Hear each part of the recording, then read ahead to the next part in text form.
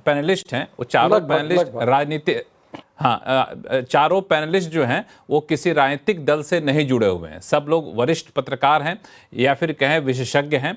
मैं चाहूँगा कि इनके मन में कुछ सवाल हैं तो आप उनके सवालों का जवाब दे दीजिए, फिर हम लोग चारों लोग मिलकर अपना डिबेट करेंगे। आपको मैं फ्री कर दूंगा चूँकि मुझे बताया गया कि वो कहीं जाना है। तो चार जो हमारे पैनलिस्ट उनसे परिचय करा दूँ आपको। वरिष्ठ पत्रकार हैं हर्षवर्धन त्रिपाठी जी, सत्य हिंदी के फाउंडर हैं आशुतोष जी, और काफ़ी दिनों तक पत्रकारिता भी की है। राजनीतिक विश्लेषक है सज्जन कुमार सिंह जी, पूरे चुनावी प्रक्रिया को देखते रहे। अंबेडकर यूनिवर्सिटी के प्रोफेसर अभय दुबे साहब हमारे साथ जुड़े हुए हैं। आप सभी चारों मेहमानों से निवेदन ये है कि कोई पॉलिटिकल सवाल ना पूछे रावत जी से, क्योंकि मामला गंभीर है। पॉलिटिकल डिबेट के अलग अलग प्लेटफॉर्म होते हैं, तो जो चुनाव आयुक्त से जुड़े हुए सवाल हैं वो पूछेंगे तो दर्शकों को ज्यादा क्लैरिटी मिलेगी। शुरू करते हैं अभय दुबे साहब आपसे। आपका सवाल ओपी रावत साहब से होगा।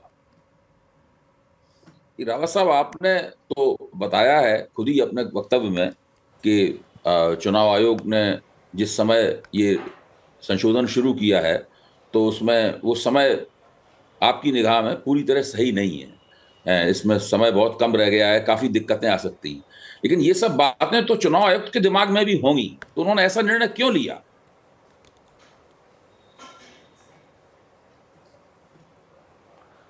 देखिए, उन्होंने ऐसा निर्णय क्यों लिया ये तो उनके दिमाग में है और उन्हीं से पूछा जाना चाहिए। लेकिन जो मैं बाहरी आदमी होने के नाते गैस कर सकता हूँ वो ये है कि महाराष्ट्र चुनाव के बाद जो इलेक्टोरल रोल पे काफ़ी शिकायतें आई, काफ़ी चुनाव आयोग को बुरा भला कहा गया, तो उनके मन में ये बात थी कि बिहार चुनाव के बाद भी ये स्थिति ना पैदा हो, इसलिए हम इसको इलेक्टोरल रोल को प्योरीफाई करें और इंटेंसिव रिवीजन करके इसको किसी तरह निपटाएं। तो उन्होंने बड़ा एम्बिशियस टारगेट रखा और बहुत महत्वाकांक्षा के साथ उन्होंने इसको शुरू किया।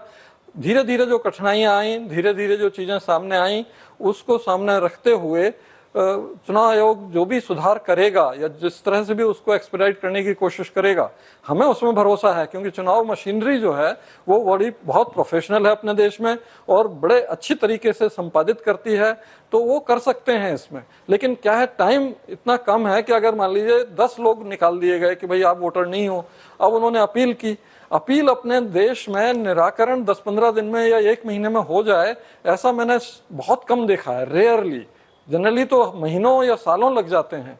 तो ये समस्या जरूर है और इस कारण ही ये समय जो है वो प्रॉपर नहीं दिख रहा है। हर्षवर्धन त्रिपाठी जी, आपका सवाल। मेरा सवाल बड़ा स्पष्ट है, क्योंकि स्पेशल इंटेंसिव रिवीजन तो होना ही चाहिए, समय तो कम ज्यादा हो सकता है।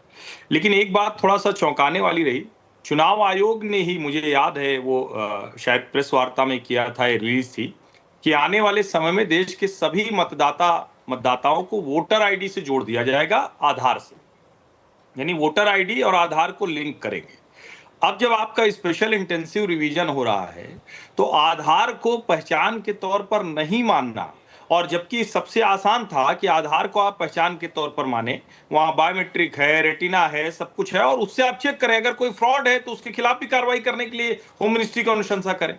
तो इससे क्यों बचा गया? मतलब ठीक है कि आधार फर्जी बने हैं, लेकिन क्या ये सबसे बेहतर तरीका नहीं होता? क्योंकि दूसरे कागज भी तो फर्जी बन सकते हैं। नहीं, देखिए त्रिपाठी जी, ये आधार को पहचान का प्रमाण तो माना ही जाता है। इसमें जो इंटेंसिव रिवीजन है इसमें पहचान की बात नहीं है, इसमें नागरिकता की बात है कि नागरिकता का प्रमाण चाहिए, और आधार नागरिकता का प्रमाण नहीं है। इनफैक्ट आधार का लिंकिंग जो किया जा रहा था वो जब मैं वहां इलेक्शन कमीशन में था तभी हम लोगों ने शुरू कर दिया था 2015 में, और 30 करोड़ वोटर लिंक भी हो गए थे वॉलंटरीली। लेकिन फिर स्टे आ गया था सुप्रीम कोर्ट का, फिर रुक गई, फिर अभी दोबारा कानून में बदलाव होके फिर लिंकिंग शुरू हो गई। उसका कारण ये था कि जो माइग्रेंट वर्कर्स हैं बिहार के, इधर उधर चले जाते हैं बेचारे फसल कटाई के लिए, और इन चुनाव अगर बीच में हो गए तो वो अपने पोलिंग स्टेशन पर नहीं आ पाते हैं। तो ऐसे जो दूरस्थ चले जाने वाले वोटर हैं, उनको उनकी जहां उनकी नौकरी है, जहां उनका काम है, उसी जगह पोलिंग स्टेशन बना के उनको अगर हम वोटिंग देने का व्यवस्था करें तो वहां पहचान के लिए पोलिंग एजेंट तो हो नहीं सकते, क्योंकि वो तो अपने प्रदेश में ही होंगे। तो ऐसे में आधार से लिंक करा देंगे तो बायोमेट्रिक तरीके से पहचान हो जाएगी और उनसे हम वोट वहां डलवा सकते हैं। तो ये करीब 7 करोड़ जो माइग्रेंट वर्कर्स होते हैं, एनआरआईज होते हैं, जो स्टूडेंट बाहर चले जाते हैं, उनको वोट करने के फैसिलिटेट करने के लिए ही आधार लिंकिंग करी जा रही थी। वो नागरिकता के लिए नहीं की जा रही थी। पहचान का प्रमाण है आधार, लेकिन नागरिकता का नहीं है। नागरिकता का नहीं। आशुतोष जी, कई सारे सवालों का जवाब रावत जी ने दे दिया। आपके मन में कोई सवाल? जी, रावत जी से मेरा सवाल ये है, क्या इलेक्शन कमीशन के पास किसी की नागरिकता की पड़ताल करने का अधिकार है या नहीं? मैं सिर्फ हाँ या ना में जवाब चाहता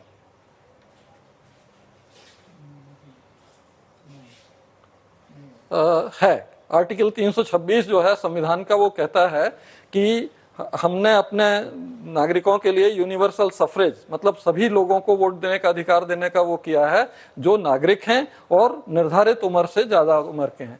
तो अब जब नागरिक हैं लिखा है संविधान में, तो उसको चेक तो करना होगा। रावत साहब, मैं माफ करिएगा, मैं सब्सिक्वेंट सवाल ये है कि 1995 में सुप्रीम कोर्ट ने बाकायदा एक आदेश जारी किया था, फैसला दिया था, जिसमें यह कहा था कि चुनाव आयोग को किसी की नागरिकता का पड़ताल करने का अधिकार नहीं है। आज भी जो सुप्रीम कोर्ट में सुनवाई हुई, इसमें जस्टिस धूलिया ने स्पष्ट तौर पर कहा है कि नागरिकता की पड़ताल, एग्जामिन करने, परीक्षण करने का अधिकार गृह मंत्रालय के पास है, चुनाव आयोग के पास नहीं है। या इसका मतलब सुप्रीम कोर्ट गलत है? नहीं, सुप्रीम कोर्ट बिल्कुल सही है। नागरिकता की पड़ताल करके रिपोर्ट करना, वो सब करना, वो सब गृह मंत्रालय के क्षेत्राधिकार में आता है। लेकिन अगर चुनाव आयोग को वोटर लिस्ट बनाने के लिए नागरिकों को ही एलिजिबल करना है और उनको ही जोड़ना है जो 18 साल से ऊपर के हो गए हैं, तो वो कैसे करे? उसको करने के लिए कुछ ना कुछ आधार करना पड़ेगा कि भाई वो नागरिक हैं। नहीं तो फिर सुप्रीम कोर्ट को इलेक्शन कमीशन क्या जवाब देगा कि साहब गैर नागरिक भी आपकी वोटर लिस्ट में है? तो ये दिक्कत उनके सामने आएगी ना। इसलिए उसकी कोरोलरी के रूप में वो नागरिकता के बारे में एक आखिरी पैनलिस्ट हमारे साथ सज्जन जी हैं, काफी देर से इंतजार कर रहे हैं। सज्जन कुमार जी, आप सवाल पूछिए रावत जी से। माफी चाहूंगा आशुतोष जी, चूंकि अब समय 10 सेकंड मैं ये कहना, 1995 के सुप्रीम कोर्ट के आदेश में ही ये स्पष्ट है, अंतर्निहित है। उन्होंने कहा है कि किसी भी व्यक्ति को अपनी नागरिकता का प्रमाण खुद देना जरूरी नहीं है। वो अगर ये ऐलान कर देता कि मैं इस देश का नागरिक हूं, तो इलेक्शन कमीशन को वो मान लेना चाहिए। अगर गलत है तो उसको पेनल एक्शन उसके खिलाफ हो सकता है, और ये पेनल एक्शन के लिए की स्थिति खुली रहती। तो इसीलिए जो फॉर्म 6 है नाम जुड़वाने के लिए, उसमें सिर्फ डिक्लेरेशन मांगा जाता है और कोई प्रमाण नहीं मांगा जाता है।